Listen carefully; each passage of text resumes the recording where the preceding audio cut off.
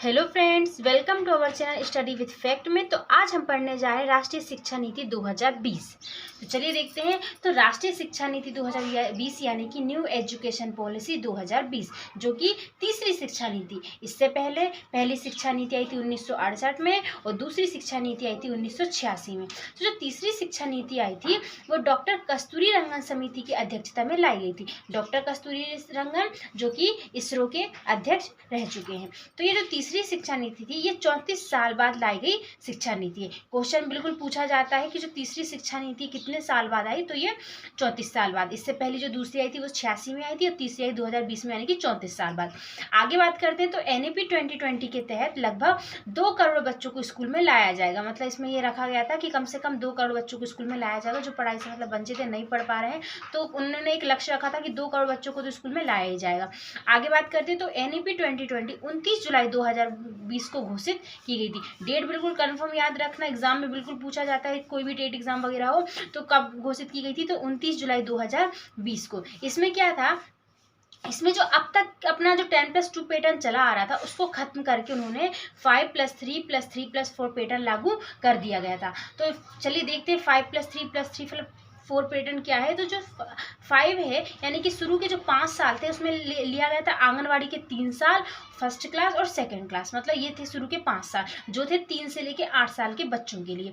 बाकी के बाद के 3 साल की बात करते तो जो 3 साल थे बाद के, तो वो थे तीसरी क्लास से लेके 5वीं क्लास तक, यानी कि तीसरी, चौथी और 5वीं, जो थे 8 से लेके 11 वर्ष तक के बच्चों के लिए। और फिर बाद के जो 3 साल थे वो थे 6 से लेके 8वीं क्लास तक, यानी कि 6वीं, 7वीं, 8वीं, तो वो थे 11 से लेके 14 साल तक। और बाद के जो 4 साल थे वो थे 9 से लेके 12वीं क्लास तक, यानी कि 9वीं, 10वीं, 11वीं, 12वीं, तो जो थे 14 से लेके 18 वर्ष तक। यानी कि ये शिक्षा नीति हो गई 3 से लेके 18 वर्ष तक। तो ये था 5+3+3+4 पैटर्न।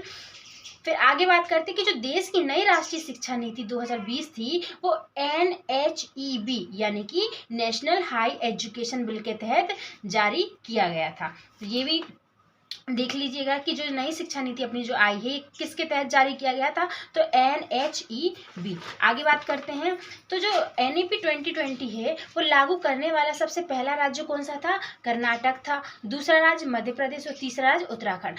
दूसरा तीसरा इतना इंपॉर्टेंट नहीं, लेकिन पहला जरूर याद रखना कि पहला राज्य कौन सा था, वो कर्नाटक था। आगे बात करते हैं तो NEP 2020 ने RTE में बच्चों को 6 से 14 वर्ष की जगह 3 से 18 निःशुल्क शिक्षा कर दिया गया, जैसे अभी उन्हें पहले पढ़ चुके हैं। तो यानी कि जो RTE 2009 था उसमें बच्चों को 6 से 14 तक निःशुल्क था, लेकिन अब जो 2020 आई यानी शिक्षा नीति आई है उसने 3 से लेकर 18 साल तक के बच्चों को निःशुल्क शिक्षा कर दी है। उसके बात करते हैं कि NEP 2020 को 2014 में संशोधित किया गया था। 2014 में संशोधित किया गया, उसके बाद ये 2020 में आई।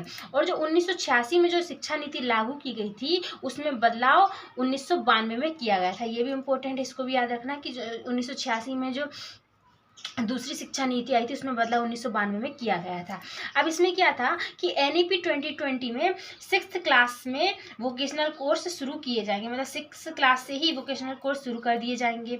दूसरी बात, NEP 2020 में 5वीं कक्षा तक मातृभाषा, स्थानीय या क्षेत्रीय भाषा में ही पढ़ाने की बात की गई है। मतलब 5वीं कक्षा तक कम से कम 1 से लेकर 5वीं तक उनको मातृभाषा में बच्चों को स्थानीय या फिर क्षेत्रीय भाषा में ही पढ़ाया जाए।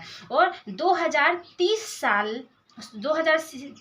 साल तक स्कूली शिक्षा में 100% के साथ माध्यमिक स्तर तक एजुकेशन फॉर ऑल का लक्ष्य रखा गया। मतलब कम से माध्यमिक स्तर तक उनको सभी के लिए शिक्षा उपलब्ध कराई जाए।